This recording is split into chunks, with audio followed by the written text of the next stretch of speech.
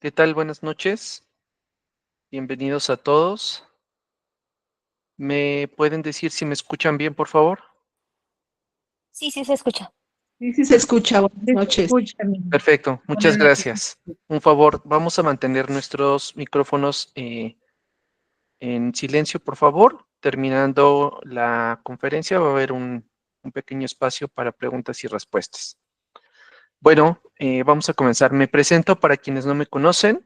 Yo soy el tanatólogo Jorge González. Soy tanatólogo por parte del Instituto Mexicano de Tanatología. Tengo una maestría en Consejería Psicológica y Terapia Gestal y dirijo el proyecto de Eutimia. Sean bienvenidos. Bueno, vamos a comenzar. Em, Listo. Todos ven la presentación, ¿verdad? Si alguien me puede decir, sí, ¿todos ven la presentación? Sí, sí se Sí, ve. Perfecto. Bueno, pues nuestra conferencia mensual del día de hoy es sobre todo, bueno, vamos a hablar sobre el duelo por separación con el título Reconstruirme sin ti. Vamos a comenzar. Bueno, como siempre vamos a partir un poquito, como siempre hablamos, hablando de qué es el duelo, ¿verdad? Y ya en otras veces hemos comentado que el duelo va a ser esta reacción emocional, psicológica y fisiológica que vamos a tener todos los seres humanos cuando enfrentamos una pérdida significativa. ¿Ok? Esto es algo que siempre vamos a atravesar cuando tenemos una pérdida. Pero algo importante y sobre todo para esta conferencia, para este tipo de duelo, es qué es una pérdida significativa. Bien, pues una pérdida significativa es aquello en lo que yo estoy atravesando cuando me veo separado de algo, de alguien, o inclusive de una situación que sea o que tenga, mejor dicho, para mí un valor profundo, que tenga un valor emocional profundo. ¿Por qué hacer énfasis en esta parte, en la pérdida significativa? Porque muchas veces cuando nos enfrentamos a este tipo de pérdidas, en algún momento socialmente se puede volver desautorizado, se vuelve un duelo desautorizado. ¿Por qué? Pues porque justamente lo que sucede alrededor de esto es que eh, es como si se comparara, o muchas veces se compara, ¿verdad? Con la muerte de una persona. Entonces, es importante recordar que una pérdida significativa no solo es la muerte de un ser querido, de un ser vivo, sino que también puede ser perder la salud, perder el trabajo, mi identidad cuando voy envejeciendo, puedo perder la libertad, puede haber duelo inclusive migratorio, todas esas situaciones en las que yo tengo un cambio profundo, sea a nivel emocional, sea a nivel simbólico, sea a nivel existencial, ¿verdad?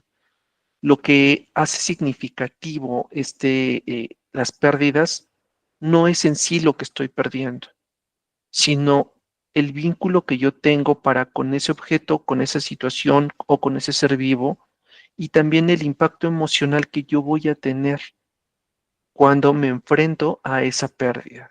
¿Ok? Pero, ¿qué es el duelo por separación? Bueno, como hablamos hace un momento, hay muchas clases de duelo, pero específicamente el duelo por separación va a ser esa reacción que yo voy a vivir cuando una relación afectiva se termina. Ojo, y aquí me gustaría ser muy puntual. No quiere decir que solamente cuando yo me separo de mi pareja o cuando me divorcio. También hay un duelo por separación cuando perdemos aquellas amistades, cuando dejamos de coincidir con personas que han sido o que han estado a lo largo de nuestra vida durante mucho tiempo, cuando tenemos amistades o conocidos que han sido un soporte, cuando nos han acompañado por muchísimo tiempo, que consideramos casi casi como parte de nuestra familia, o como les digo yo siempre, de nuestra familia del corazón, también esos son duelos por separación. Y no tiene que haber un vínculo emocional romántico, vamos a llamarle de esta manera. También sucede cuando yo pierdo este tipo de personas, estas amistades. Pero algo importante y es entender qué es lo que se pierde cuando hay una separación, cuando hay un divorcio, porque algo evidente es que perdemos a una persona, ¿verdad? Cuando nos separamos, cuando dejamos de ver a una persona, que ahorita también dicho sea de paso, puede ser cuando una persona que yo amo se va a vivir al extranjero. Ahí también yo voy a vivir un duelo por separación. Pero, perdón, un pequeño paréntesis. ¿Qué es lo que perdemos? No solo es perder a la persona en sí, sino siempre hemos platicado que alrededor de la pérdida principal va a haber algo que se llama pérdidas secundarias. Y en ese proceso necesitamos reconocer que también hay otras cosas que perdemos. Perdemos los proyectos que teníamos en conjunto. Yo puedo perder mi identidad inclusive, ¿verdad? Pasar por un vacío existencial inclusive cuando pierdo mi pareja, por ejemplo, con quien yo solía vivir muchos años, cuando yo tenía una dinámica, una rutina, cuando me espejeaba en mi pareja y cuando hay esta separación, puede venir una crisis de identidad también, no saber quién soy yo, porque muchas veces puedo ser la esposa de o el esposo de o la pareja de, y entonces en la relación me puedo llegar a mimetizar tanto que cuando se termina esa relación, yo puedo perder mi identidad, no saber, no encontrar quién soy, no reconocerme, no entender ahora qué soy o quién soy después de esta persona. Y otra de las cosas que perdemos de las pérdidas secundarias son esos vínculos, ¿verdad? Los vínculos que teníamos con esa pareja, los roles inclusive que tenía nuestra pareja hacia con nosotros. ¿Por qué? Porque muchas veces mi pareja no solo es mi pareja, sino puede fungir eh, otras funciones, otros roles, me puede dar muchas otras situaciones o compartimos inclusive otras situaciones que no necesariamente van en función a una pareja. Reconocer todas estas cosas es algo fundamental, porque muchas de las ocasiones cuando nos enfrentamos a un duelo por separación, no sabemos por qué pueden pasar años y yo no puedo procesar, yo no puedo integrar esta pérdida. O como dicen, yo no puedo superar a mi ex. ¿Por qué? Porque no he entendido qué más perdí. Sé que perdí a la persona porque ya no la veo, ¿verdad? Porque ya está haciendo su vida o porque no volví a saber de ella, pero me cuesta mucho trabajo procesarlo porque muchas veces no nos detenemos a pensar, no nos detenemos a reflexionar sobre esta situación, sobre qué es lo que más perdí, qué otras cosas, cuáles son mis pérdidas secundarias que hay alrededor de esta pérdida. Bien, es importante que comprendamos el duelo por separación. ¿Por qué? Porque ya les decía al principio, socialmente es un tipo de duelo que en muy corto tiempo pasa a ser un duelo desautorizado. Y un duelo desautorizado es aquel que socialmente ya no está bien visto. Muchas veces en consulta me encuentro con pacientes a quienes el entorno, la familia, las amistades les dicen, no, pues es que ya pasaron un par de meses, ya pasó tanto tiempo, tú ya tienes que estar bien, ya no puedes estar llorando por fulanita, ya no puedes estar llorando por sotanita porque la otra persona ya está haciendo su vida o ya tiene otra pareja o ya está haciendo algo distinto. Y entonces socialmente se nos empieza a cohibir, se nos empieza a censurar. Por eso es importante comprenderlo. Otra de las razones por las que es bueno comprenderlo es porque no hay comparación con un duelo por muerte. Muchas veces me he encontrado, por ejemplo, cuando hacemos los talleres eh, de duelo, cuando hacemos algún taller especializado, eh, que hay personas van todo tipo de personas, van personas que han perdido a un familiar, van personas que han perdido la salud, que tienen alguna condición crónica, van personas que se han divorciado después de muchos años. Y la constante que me topo en esos círculos es que muchas veces podemos llegar a caer en sentirnos juzgados porque mi duelo no es igual al de otra persona. En alguna ocasión, recuerdo a una participante de un taller que hacemos y decía, es que pues ahorita que yo estoy escuchando, pues ya me siento tonta porque pues a mí no se me murió nadie, ¿no? Y yo estoy llorando porque perdí a mi pareja, porque me estoy divorciando y porque el divorcio está siendo complicado. Por eso es importante comprender que el duelo por separación no es ni más ni menos que perder a una persona o tener un duelo por muerte. Es distinto y necesitamos aprender a respetar los procesos y necesitamos aprender a respetar los duelos de cada persona. ¿Por qué? Porque muchas veces yo puedo minimizar el duelo de otra persona cuando yo he sufrido una muerte, porque se murió mi mamá, mi papá, mi hermano, mi esposo, etcétera, un hijo, y entonces yo puedo eh, caer en este punto en el que pues es que no es para tanto, ¿verdad? O frases como, bueno, por lo menos tú sabes que está vivo y que anda por ahí, pero no se trata de eso. Se trata de comprender lo que hablábamos, por eso hice énfasis en entender lo que es una pérdida significativa. Y algo importante es que cada persona va a entender y va a procesar lo que es su propia pérdida significativa. Eso no quiere decir que para las demás personas tenga que ser de la misma manera, pero significa que tenemos que aprender a respetar el proceso de cada persona. Recordemos que el duelo es único e irrepetible. Todas las personas vamos a atravesarlo, todas las personas lo vamos a vivir de distinta manera. Así perdamos tres parejas a lo largo de nuestra vida, así se muera mi mamá, mi papá, y yo tenga muchas pérdidas a lo largo de mi vida, todas van a ser distintas. Y si son distintas en mí, es importante reconocer que también son distintas en las otras personas. Algo muy frecuente cuando nos enfrentamos a un duelo por separación es que no entendemos o las personas no llegan a entender nuestro dolor. Se puede hacer increíble que una persona pueda tener dolor físico, pero es real. Esto que comúnmente se dice es que me duele el corazón o me duele el pecho, es algo real. Cuando nos enfrentamos a un duelo por separación, también hay un dolor físico.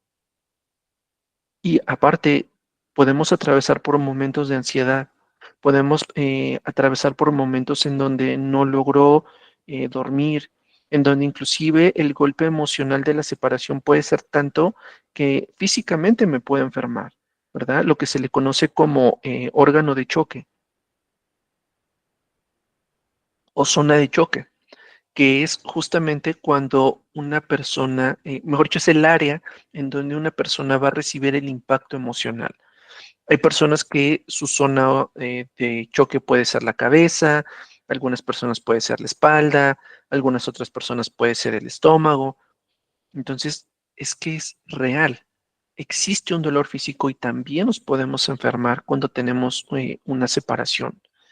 Ahora, también hay dolor emocional, hay tristeza, podemos tener enojo, estamos frustrados, puede haber confusión.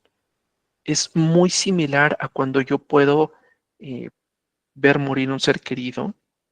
Emocionalmente es muy parecido, solo que con algunas diferencias, ¿verdad? Pero de la misma manera, la pérdida es muy significativa.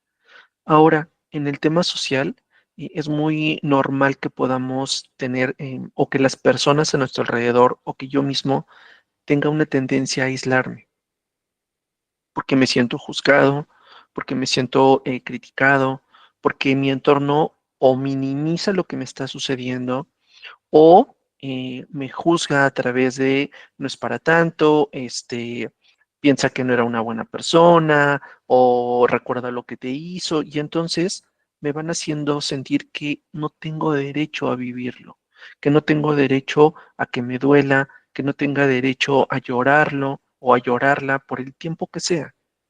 ¿Por qué?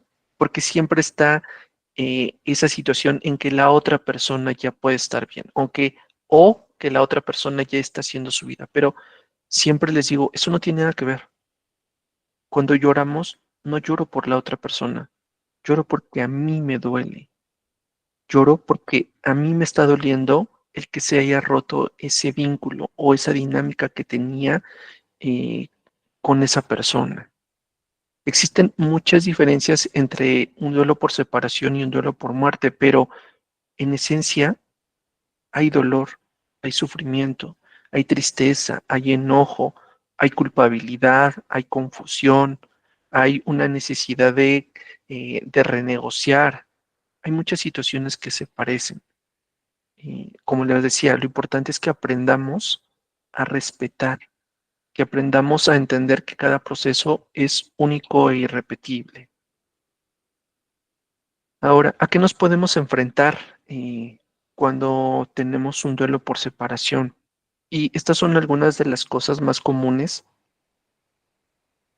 que podemos estar atravesando o que podemos ver en algún amigo, en alguna amiga o en algún familiar. Una de ellas es la ambivalencia emocional, ¿verdad? El sentir que lo extraño, pero entender que o no me hace bien, o entender que, o mejor dicho, sentir que esta relación, como dicen, amor-odio, ¿verdad? Lo extraño, pero lo odio.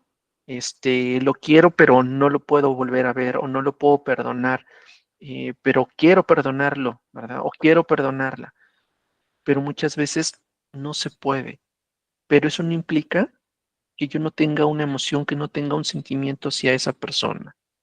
Siempre hay que recordar, independientemente de lo que sucedió, de cómo se han dado las situaciones, no todo fue malo. Siempre hay partes buenas que rescatar de nuestras relaciones.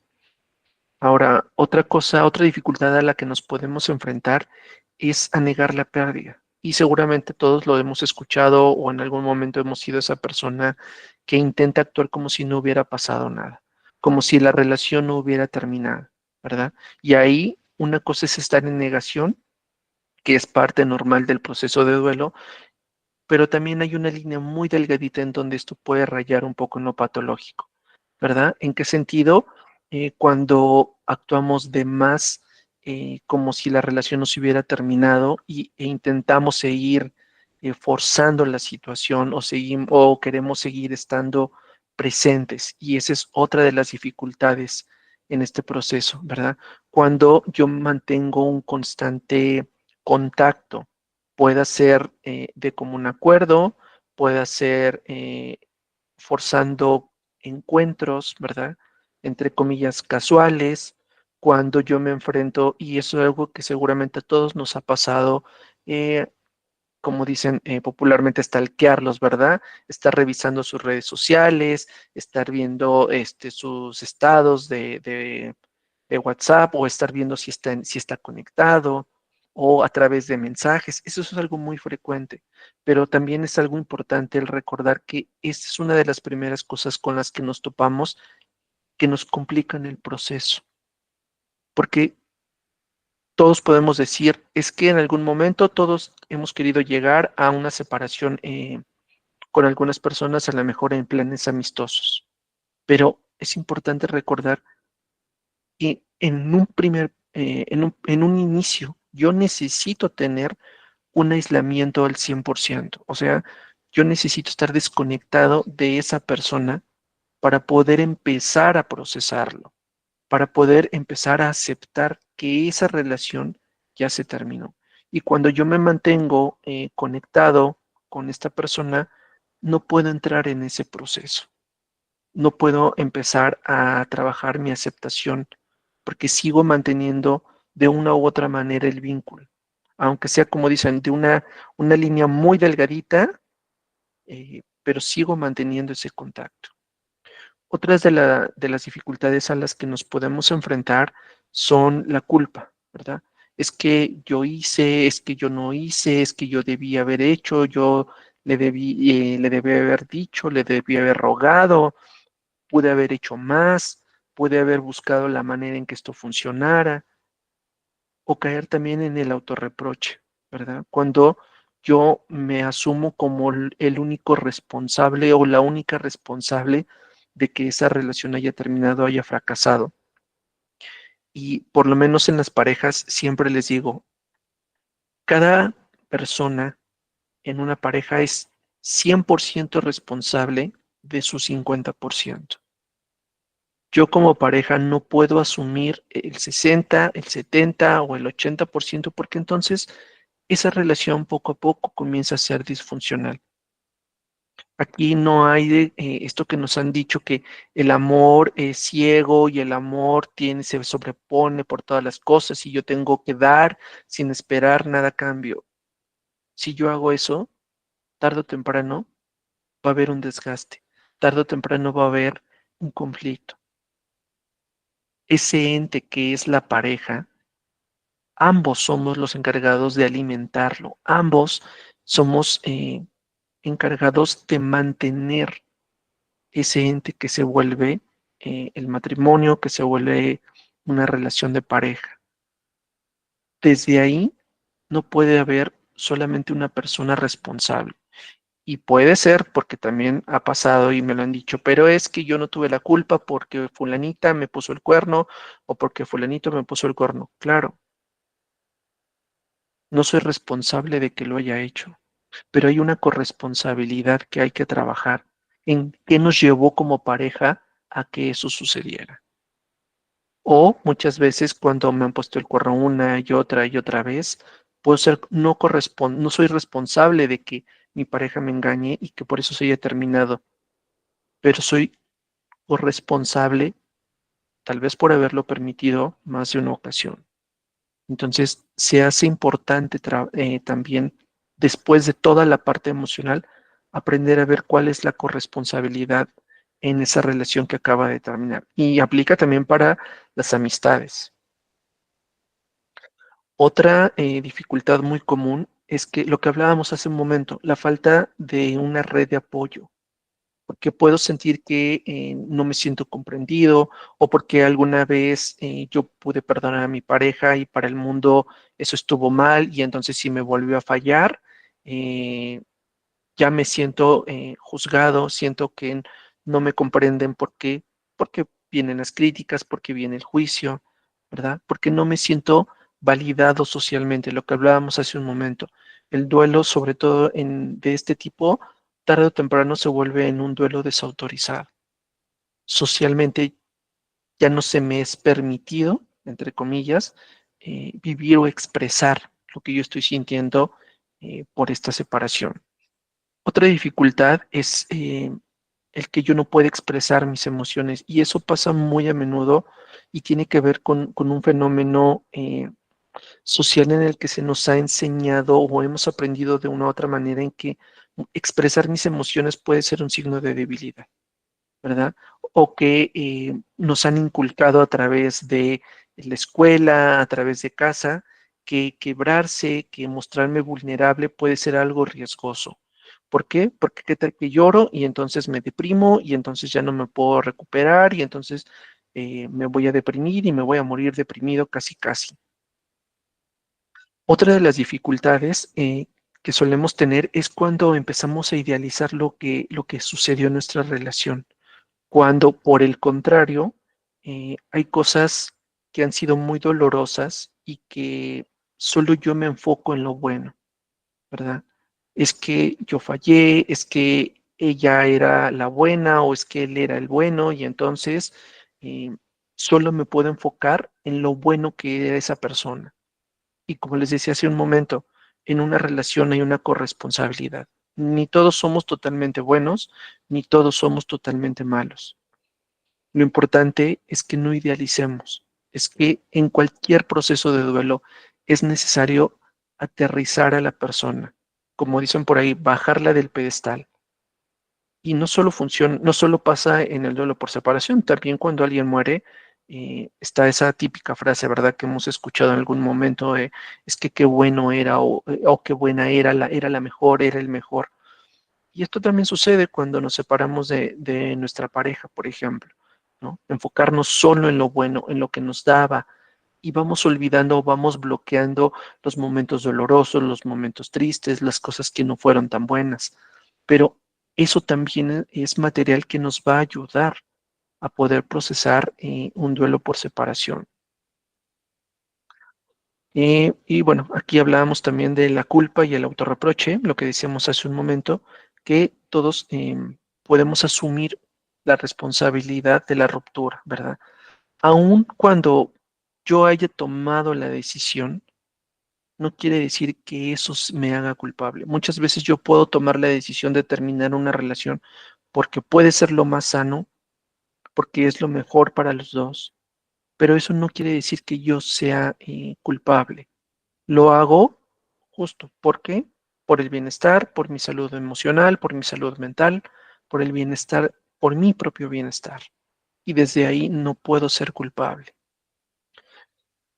Bien, como hemos platicado, este enfoque que en lo particular yo manejo y que me gusta mucho nos habla sobre las 4 tareas del duelo. A diferencia del enfoque que se maneja o que se venía manejando acerca de las etapas del duelo de la doctora Kubler-Ross, que es la madre de la tanatología. No es que estén desactualizadas, más bien es que se ha visto que no todas las personas y no en todos los duelos atravesamos esas 5 etapas que hemos escuchado. Y entonces el psicólogo William Gordon propone esta nueva visión en donde a través de estas funciones, de estas 4 tareas que yo puedo ir desarrollando, me convierto en un activo, me convierto en algo activo dentro de mi proceso de duelo. A diferencia de las etapas en donde yo tengo que esperar o yo estoy sufriendo o viendo cómo viene cada una de las etapas, en este enfoque yo soy partícipe, yo puedo hacer algo al respecto para poder lidiar y poder sanar mi proceso de duelo. Ahora, estas 4 tareas del duelo son importantes para que es el método en cómo podemos eh, irlo trabajando para que yo pueda ir sanando. No quiere decir que van a ir en este orden, que tiene que ir del 1 al 2, el 3 y el 4 y entonces yo ya terminé mi proceso. Están numeradas porque, pues, así tiene que ser, ¿verdad? Para darle una continuidad, pero el proceso es dinámico, de la misma manera que lo es en las etapas del duelo de Kubler-Ross, donde yo puedo ir de una a otra etapa, de una a otra emoción, eh, durante un día inclusive o durante horas. En las tareas también yo puedo ir saltando dependiendo de cómo lo voy viviendo y un día puedo trabajar más la aceptación. ¿Por qué? Porque hubo algo que me lo recordó o porque hoy me siento bien o por cualquier circunstancia. No es que yo tenga que ir resolviéndolas de esta manera. Y la primera es aceptar la realidad de la separación, lo que hablábamos hace un momento. Muchas ocasiones yo me veo limitado a poder avanzar. ¿Por qué? Porque simple y sencillamente no puedo creer, no puedo aceptar que esta relación se terminó, ¿verdad? Que puede ser muchas veces es que son muchos años de convivencia o hemos pasado muchas cosas juntos y entonces me cuesta trabajo aceptar que es una realidad la separación. O muchas ocasiones alguno de los dos está negado justo a eso, a que esto se acabó, a que la relación se terminó y entonces se puede tornar un poco complicada. ¿Ok? La segunda tarea viene que es elaborar mi dolor emocional. Y les decía hace un momento, ahí nos vemos un poco complicados cuando por mi manera de ser, por mi manera de cómo enfrento la vida y las situaciones, yo no tengo un acceso a mis emociones, yo no conecto tan fácil. Hay muchas personas que pueden llegar a ser muy racionales por su historia de vida, por sus circunstancias, y entonces la parte emocional me cuesta muchísimo trabajo, ¿verdad? Me puede costar mucho trabajo llorar porque siento que no se lo merece, porque siento que no es justo, y entonces conectar con la parte emocional es algo que me cuesta tanto que en algún punto puede llevarme a que mi duelo se detenga. Luego, la tercera tarea es aprender a reconstruirme, ¿verdad? Y abrirme hacia una nueva posibilidad de una nueva vida. ¿Qué es esto? Es cómo me readapto yo al mundo después de esta pérdida.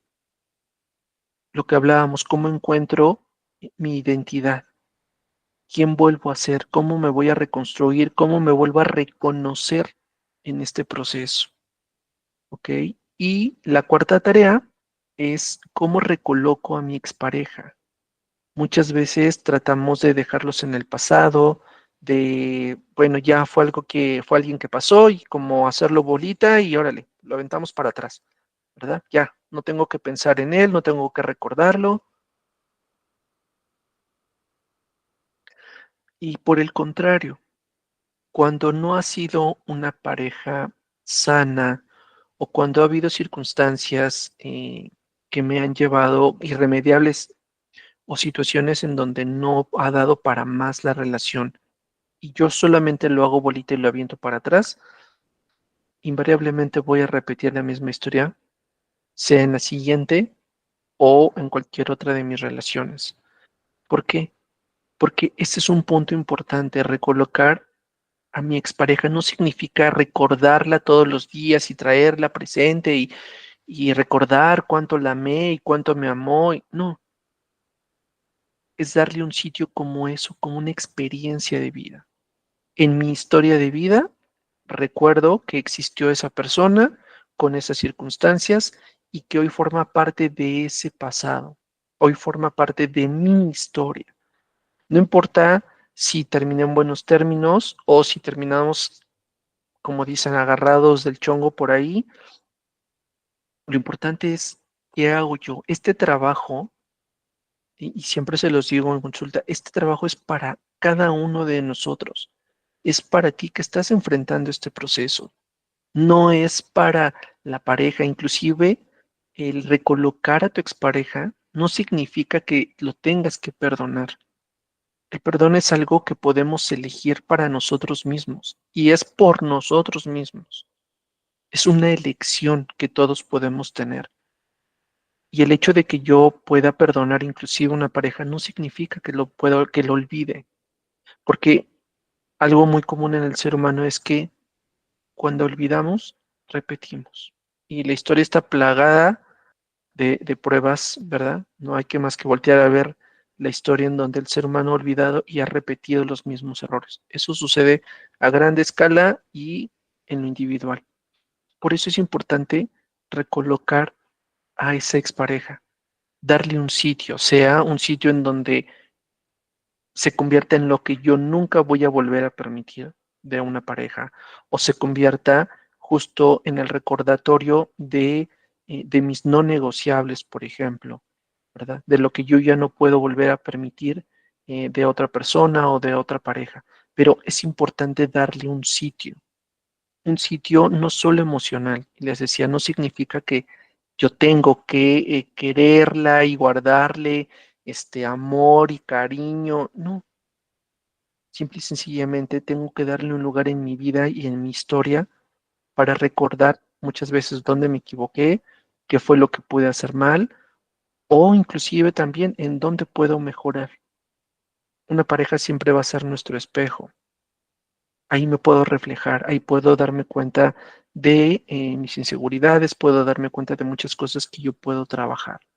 Lo importante es que yo me dé ese espacio. Ahora, algo importante dentro de estas tareas es que no son solo estas cuatro son, vamos a decirlo así, las tareas generales, ¿verdad?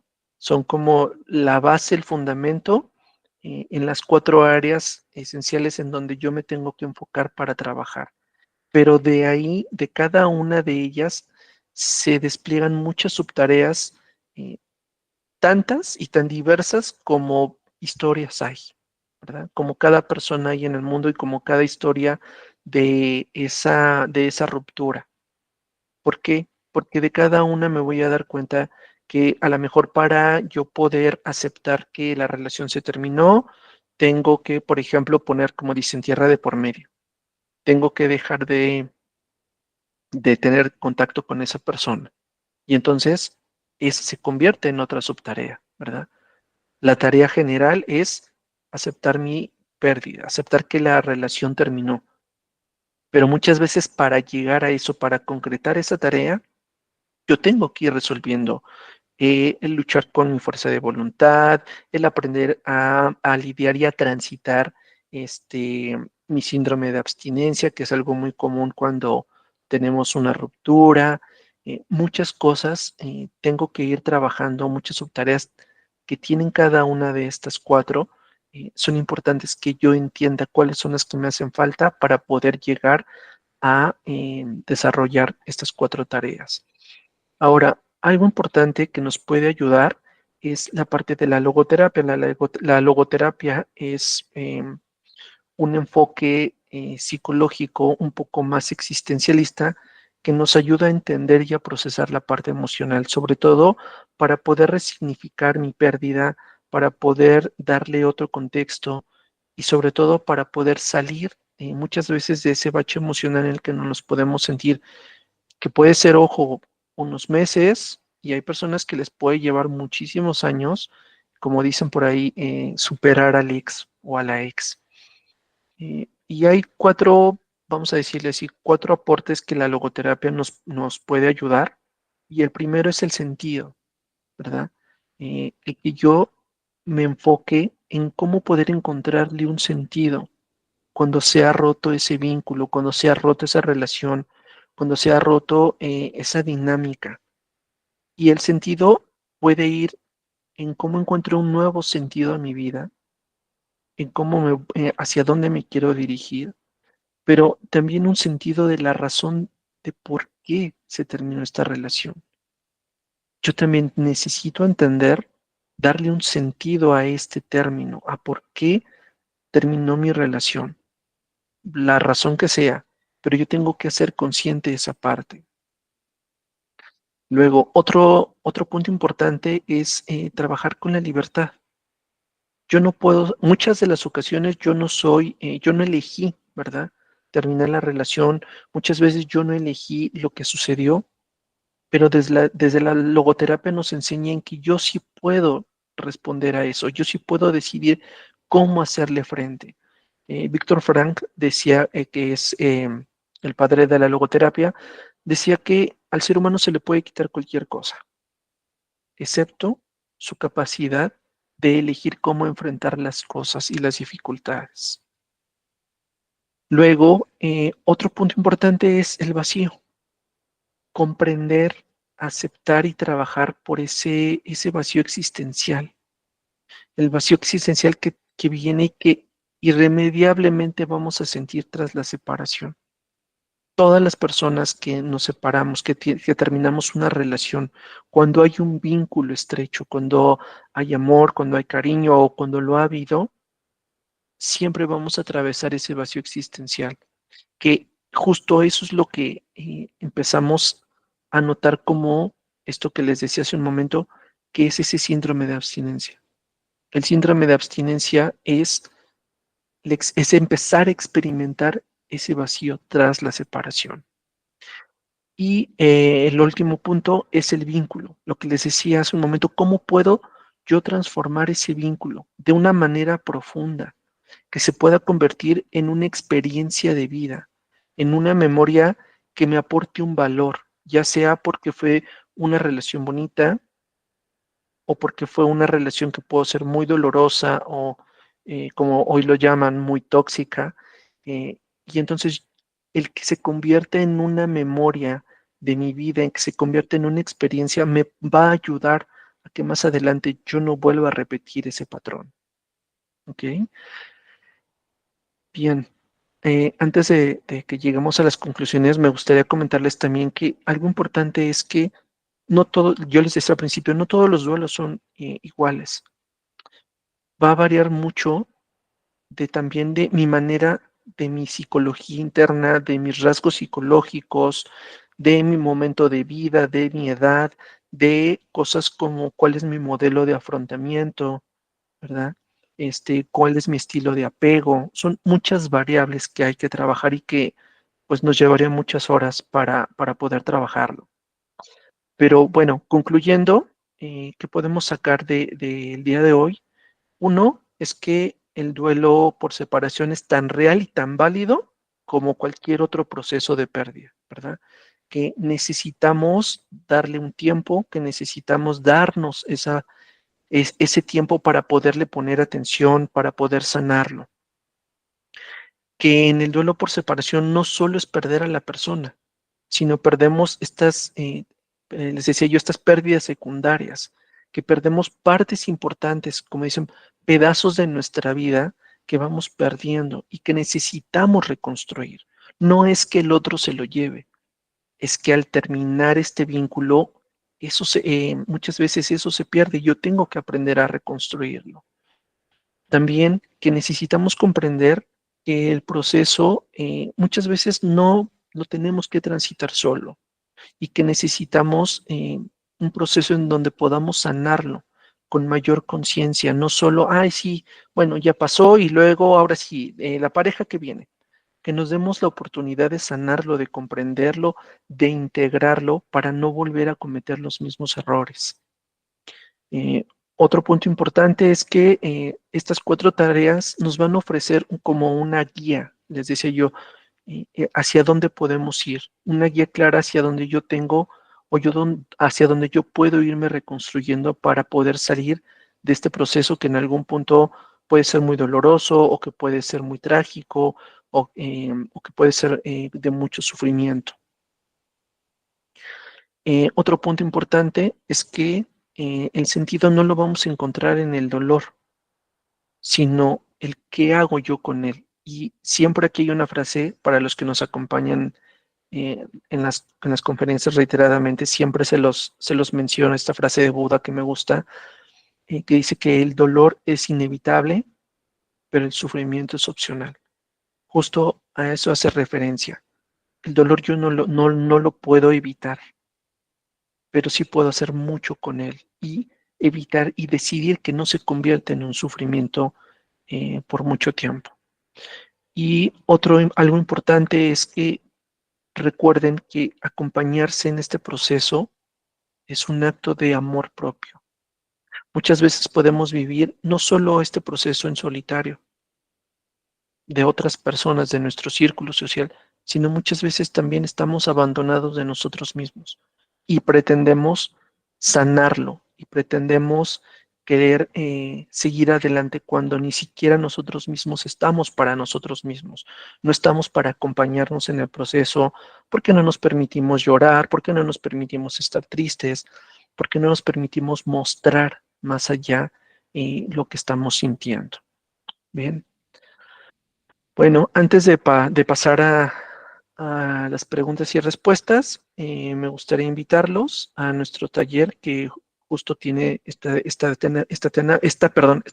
temática en donde vamos a trabajarlo más profundamente, en donde justo es una invitación para que se den cuenta y se permitan ahondar en aquellas cosas que no pueden irlo procesando solos, si tienen dudas, en cosas que se han ido atorando, que muchas veces hay muchos talleres para, les decía yo, para duelo por muerte, por otras circunstancias, pero no es tan frecuente que haya estos lugares en donde sea específicamente tratar una pérdida por separación. Bueno, vamos a pasar a las preguntas y respuestas. Si por favor pueden ir levantando la mano para irles dando la palabra. Si quieren comentar algo o hay alguna cuestión que quieran mencionar, alguna pregunta.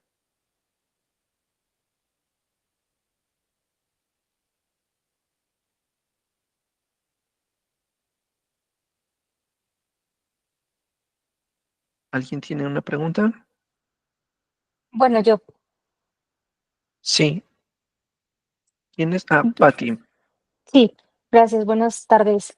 Entonces, cuando uno termina con una pareja con la que has estado muchos años, eh, y de repente hay encuentros, o sea, una persona con la que tuviste una relación difícil, pero igual hay mucho rescatable. Entonces, no es bueno tener como encuentros, digamos. La recomendación sería no. ¿Por qué, Pati? Porque necesitamos sanar. Y es un poco similar, por ejemplo, cuando alguien muere y entonces yo mantengo sus cosas toda la vida y no dejo que esa cicatriz, perdón, que esa herida cicatrice. Cuando yo regreso y regreso, ese vínculo no se termina, pero se puede empezar a transformar en algo que a la larga puede dejar de ser sano. Ahora, no quiere decir que yo tenga que perder contacto para siempre con esa persona, pero por lo menos al principio, en lo que yo puedo vivir mi duelo, en lo que yo puedo sanarlo y en lo que yo puedo integrarlo, es recomendable no tener contacto para que después yo, una vez que estoy sana, pueda saber si puedo tener un vínculo con esa persona, si puedo tener una amistad, ¿verdad? Con esta persona, si es viable, si estoy en esa posición y si es sano para ambas partes. Entonces, eh, pues en definitiva, la recomendación sí siempre es cero contacto. ¿Ok? Ok, muchas gracias. De nada. Torres Reina me dice, yo no tengo micrófono.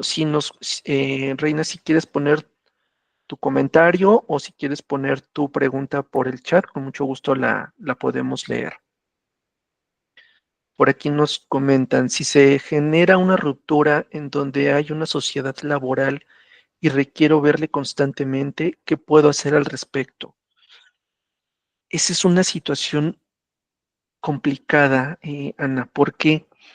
Porque justo evita que se termine de romper esos vínculos. Ahí lo más recomendable es ver de qué manera, por lo menos en algún tiempo, si alguien más se puede hacer cargo, si podemos tener horarios distintos, si puede haber un intermediario. Muchas veces hay abogados que fungen como esta parte mediadora. Lo importante es que tú te des el tiempo de sanarlo, ¿verdad? Muchas veces los temas laborales por empresas y cuestiones que se han hecho en conjunto, pues no da para terminar con esa relación al 100%, pero algo recomendable es que haya alguien que pueda ayudarnos a poner esa distancia, que funja como eso, como un intermediario. Creo que eso podría ser lo más recomendable. Reina, ¿cómo puedo tener contacto cero si tengo una hija menor de edad, ya que no la quiero usar como intermediaria? Claro, Reina. Eh, Justo en ese punto, podemos, aparte de ser pareja, son padres. Entonces, eh, ser, llevar esta paternidad y esta maternidad en conjunto no quiere decir que yo tenga que ahondar más allá de lo necesario. Con un hijo, por ejemplo, cuando hay una separación, muchas veces o normalmente hay un régimen de visitas, ¿verdad? Y lo mismo, yo puedo fungir simple y sencillamente como te entrego a mi hija, te la recibo y si hay algo que yo tenga que em, hablar o discutir, ser muy puntual, ¿verdad? Hay cosas en las que no podemos renunciar justo por eso, porque hay una situación de por medio. Pero entonces no te voy a ver el resto del tiempo, no voy a tener contacto, no vamos a hablar de otras cosas que no sea de nuestra hija. Y entonces darme ese espacio para que yo pueda irlo resolviendo, para que emocionalmente yo pueda irlo sanando. ¿Ok? Dice Brisa, si hay una reconstrucción y una sanación de ambas personas y regresan, ¿se puede dar de nuevo una relación o lo mejor es ya no volver ahí? Bueno, Brisa, eso es algo que todas las personas tenemos que tomar esa decisión con respecto a lo que vamos aprendiendo y vamos sanando. Si realmente hay, aquí lo más recomendable es que ambas partes busquen terapia para poder darse cuenta si realmente hay una sanación, ¿verdad? Muchas veces podemos decir, sí, nos separamos, ¿qué crees? Ya lo pensé bien, ya me di cuenta que sí, eres el amor de mi vida y volvemos a regresar, sin una sanación real. Ahí la recomendación es, a ver, hay una posibilidad, existe, se queda abierta la posibilidad de que en algún momento la relación se pueda retomar desde otro punto, vamos a terapia. Cada uno vamos a terapia, vamos a sanar lo que haya que sanar y entonces sí, después de ese tiempo podemos sentarnos a dialogar lo que dice hace rato. Podemos ver si es que se puede retomar esa relación, si es que ambos lo decidimos, si es que de verdad ambos estamos sanos y que sabemos que la relación va a ser una relación distinta, porque no podemos retomarla desde donde nos quedamos, porque entonces sería volver a regresar a lo mismo. Sería retomar mejor dicho, sería tener esta relación desde otro punto, desde otra perspectiva. Em, Luego, Cami, y si la relación iba mejorando por parte de los dos, pero tener una duda de las peleas pasadas sale como pregunta. La pareja la toma mal y decide terminar todo. ¿Es mejor renunciar definitivamente? ¿Cómo hacer para no sentirse culpable por algo así? Cami, ahí justo sería el punto en donde te estás dando cuenta que la relación no está sana. Cuando eh, cualquiera de las dos partes remite a estas cosas que en algún momento se pudieron haber platicado o no, o cuando la otra persona tomó la situación, la malinterpretó y no hay un diálogo y no se puede dialogar, una de dos. O antes de que se rompa, vamos a terapia de pareja, o justo terminamos esa relación, vamos cada uno a arreglar lo que tiene que arreglar y si más adelante volvemos a coincidir, adelante. Ahora dices, cómo no sentirme culpable? Acuérdense que la culpa es esta emoción que nos han inculcado. La culpa viene de estas religiones judeocristianas en donde se han creado a través de la culpa. Y culpa es hacer o dejar de hacer a propósito algo para dañar a otra persona. Cuando yo tengo una pregunta, cuando yo tengo una cuestión hacia mi pareja, no puedo ser culpable de cómo reacciona esa pareja. Evidentemente, hay una responsabilidad, lo que hablábamos, hay una corresponsabilidad de cómo puedo decir las cosas, ¿verdad? Si yo la pregunta la hago de la mejor manera, si no hay mala intención, y la otra persona lo malinterpreta, ahí yo no me puedo hacer responsable, yo no puedo ser culpable de esa situación. ¿Ok? Dice Alberto Telles, ¿cómo se trabaja la esperanza de poder regresar? Alberto, justo siempre les digo, la esperanza es la primera que tiene que morir, porque si no muere, yo tengo la esperanza de regresar a eso que conozco.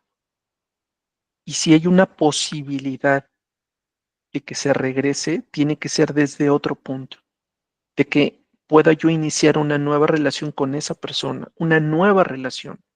Pero si yo mantengo la esperanza de que a lo mejor algún día se da cuenta, a lo mejor algún día le podemos echar ganas y podemos regresar, esa esperanza no me va a dejar sanar. Yo tengo que sanar eso que viví, yo tengo que sanar esa separación, sanarme, reconstruirme, reconocerme. Y si ambos lo hacemos y en el futuro estamos en el mismo punto, vamos a decirlo así, entre comillas, estamos en el mismo nivel de sanidad y se puede dar, claro, pero si mantenemos la esperanza, porque por ahí hay una frase muy común que nos dicen siempre, ¿verdad? La esperanza muere el último. Pues en este caso, lo sano es, siempre les digo, hay que matar a la esperanza para que se convierta en otra cosa. Reina, gracias, esto es muy reciente y estoy batallando con mi síndrome de abstinencia y el hecho de sentirme culpable al ver sufrir a mi hija porque la separación trajo un cambio de escuela y son muchas pérdidas para ella y no sé cómo afrontarlo sin sentirme culpable. Ok, Reina, justo, lo más complicado, y siempre se los digo en sesión, lo más complicado es el síndrome de abstinencia. Si logramos pasar el síndrome de abstinencia, tenemos el 40-50% ganado, porque muchas veces ese es el talón de Aquiles. Eso es lo que hace que, lo que decían hace un momento, yo pueda regresar y seguir teniendo contacto de vez en cuando con la persona. Y el síndrome de abstinencia es algo muy fuerte, porque literal es un síndrome de abstinencia como una persona a la que se le acaba de quitar una droga o el alcohol. Realmente generamos una dependencia. Y eso es otra cosa que tenemos que aprender a distinguir. El amor, si hay esperanza, ¿por qué? Porque hay un apego, ¿verdad? Un apego que no sea sano, porque haya una dependencia o porque haya una codependencia. Todas esas situaciones tenemos que irlas analizando. Ahora, desgraciadamente, cuando hay un matrimonio y hay hijos de por medio, querramos o no, siempre van a recibir un impacto. ¿Qué es lo mejor que yo puedo hacer en este caso para tu hija Reina? Yo te diría, acércate a una psicóloga infantil. Lleva a tu hija a que pueda recibir una atención, los psicólogos infantiles se especializan en eso, en ayudarles a los niños a procesar las separaciones, el que tu hija reciba el menor impacto posible de esta separación, pero invariablemente lo va a recibir. Es algo que no podemos evitar. Perdón, solo que hay que cuidar dependiendo de la edad que tenga tu niña, cuidar que no se sientan culpables, que no se sientan responsables, porque en las primeras etapas de la niñez es muy normal que se sientan responsables o se sientan culpables de todo lo que pasa a mi alrededor.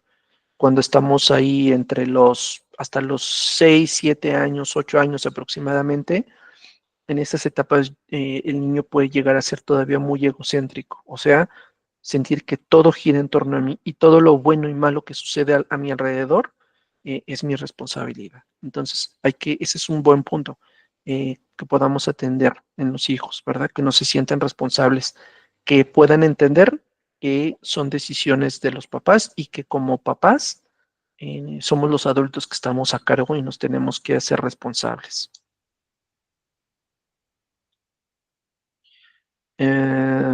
Dice, hoy me dijo que los tres somos culpables de la separación. Tiene 10 años. Exacto, justo. Ahí te estás dando cuenta que está asumiendo una responsabilidad que no le pertenece. Ahí es importante el que ella reciba una atención y el que tú puedas explicarle que no. Aquí no son tres responsables.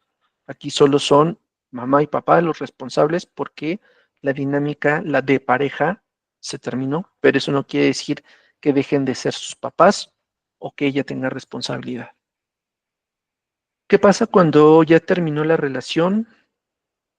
Cuando ya se terminó la relación, pero todo se terminó por videollamada y aún hay cosas materiales que se tienen que entregar y se dijo, cuando estemos listos para vernos, las entregamos. Eh, Ese es un tema complicado porque justo pasa este tema en donde muchas de las ocasiones el tener algo inconcluso o no poder terminarlo frente a frente me hace sentir es que algo falta, ¿verdad? ¿Cuántas veces podemos sentir es que no le dije lo que me hubiese gustado decirle, ¿no? Y no necesariamente, puede ser reclamo, claro, pero también otras veces quedarnos con la sensación de que yo quería decirle, yo quería expresar y no lo pude hacer o no lo tuve frente a frente para poder hacerlo. Ahí lo más recomendable es justo, si para ti es un conflicto, si no te deja avanzar el tener las cosas materiales, lo mismo. Hoy existen mensajerías, hoy lo puedes mandar en un Uber, no necesitas ver a la persona si no quieres. Si por el contrario tienes esta necesidad, pues se vale acercar y decir, oye, tengo esta necesidad, necesito hablarlo. ¿Se puede hacer? Y si no se puede hacer, trabajarlo tú, trabajarlo por tu cuenta. Muchas veces no necesitamos ver a la persona físicamente para poder procesar esas cosas que se quedan inconclusas. Listo. Ya no hay más dudas. ¿Alguien más que quiera comentar algo?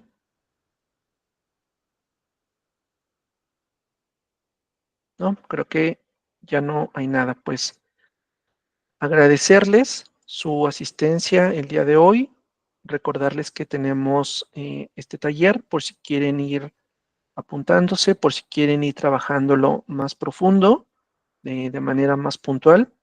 Y por ahí en mañana, el resto de la semana, van a recibir por ahí un mensajito para quienes no se han unido a nuestro grupo de WhatsApp, que es una invitación simplemente justo donde nadie escribe, solo nosotros, no se preocupen, que es para pasarles las noticias de los eventos que tenemos. Siempre tenemos una conferencia mensual gratuita aproximadamente a final de mes. ¿Cómo se enteran? Justo entrando a este chat, suscribiéndose a este chat para que reciban noticias nuestras. También pueden visitarnos en nuestra página web, en nuestras redes sociales. Todos aparecemos así como Eutimia con Y al principio. Y bueno, les agradezco mucho su presencia y que tengan una buena noche. Gracias, buenas noches. Gracias, buenas noches. Gracias, buenas noches. Hasta luego, buenas Gracias. noches.